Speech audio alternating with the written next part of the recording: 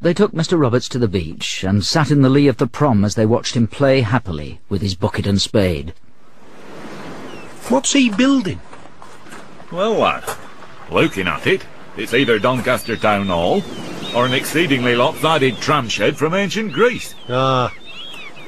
What do you reckon, Carter? Shall we run away and leave him? Or shall we stop and see if he's trapped by the tide?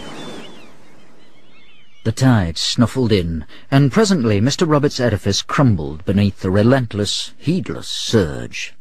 He returned to them, eyes sparkling, cheeks flushed. What did you build? St. Asaph Cathedral. I see. Was it a full-scale model? No, I ran out of sand. They took him for a ride on the donkeys. He fell off twice and tweaked his nose on the stirrups. Then he said he felt hungry and as a special treat would buy them a slap-up lunch. That's more like it, lad. Now you're talking my language.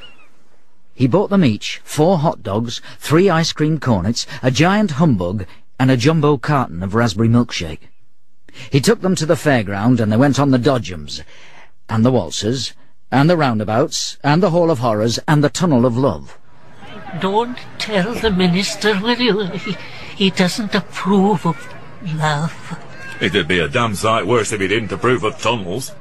When they were suspended motionless at the top of the Ferris wheel, Uncle Mort turned to Carter Brandon and said, "Sod this for a tale, Carter. What? This reversion to second childhood. I didn't reckon much to me first childhood. Why? Well, because it involved being constantly in the company of children. What had I got in common with a load of sprogs? I didn't like rusks, I wasn't frightened of lupins, and there wasn't a decent pubic hair to be seen for love nor money. I wouldn't wait to grow up and acquire a smoker's cough worthy of the name." They had a final throw at the hoopla stall, and then Mr. Roberts said he'd like to go home. About time, too. I were in grave danger of winning a goldfish if I'd stayed much longer. They drove home in the damson dark of an evening fruity with stars and ripe with owls. The blood-red beetle chomped happily at the silence. Mr. Roberts sat in the back seat, singing softly the songs of his childhood. Far out on the horizon they saw the silky flicker of a ship's lights. In the hedgerows the wrens fluffered in their mossy sleep. Suddenly Mr. Roberts stopped singing. His nostrils began to twitch. He rubbed at the windows with the sleeve of his fustian jacket, and he said, Stop, I want to show you something. Carter Brandon stopped the car. Mr. Roberts led them up a steep, tweak-toed track. He opened a yawing gate tangled with briar, and led them across a buckled field. He paused and pointed. There, that is where I was born. The old farmhouse lay in the ruins of the moonlight. The great white sail of the gable end tilted at the sky. The roof timbers rotted among the nettles and brambles. The stones of his boyhood browsed neck-deep in the turf. Happy days, happy days. The barn was roofless and rootless.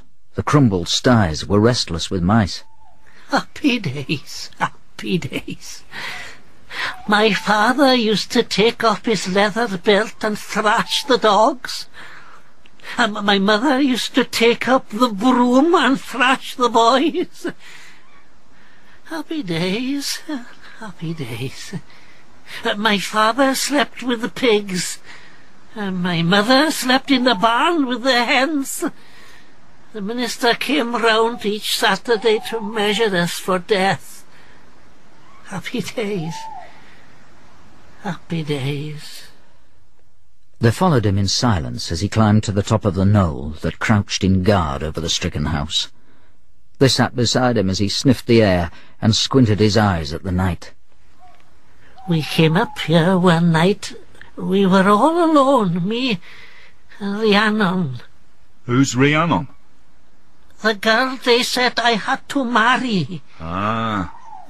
She held my hand. Oh. And, what happened to this Rhiannon? I don't know. They never told me. They drove home. The old Welsh collie, festooned in sleep, opened one eye and wagged the tip of his tail. They sat in the kitchen and drank weak tea and strong whisky. I want to thank you with all my heart. What for? For giving me the happiest day of my life. He stood up. He hobbled to the door. He paused. He smiled. And then he said, In the morning, don't bother to wake me up. Why not? I might be dead. He left the room. Uncle Mort picked up the bottle of whisky and drank greedily from the neck. He smacked his lips. Then he turned to Carter Brandon and said, You can wake me up in the morning, Carter. Right. And it doesn't matter if I'm dead.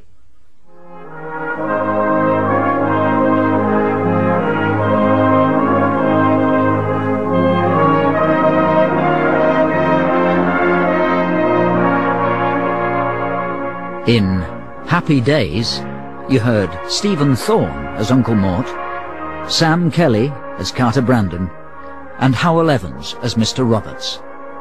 The narrator was Christian Rotzka.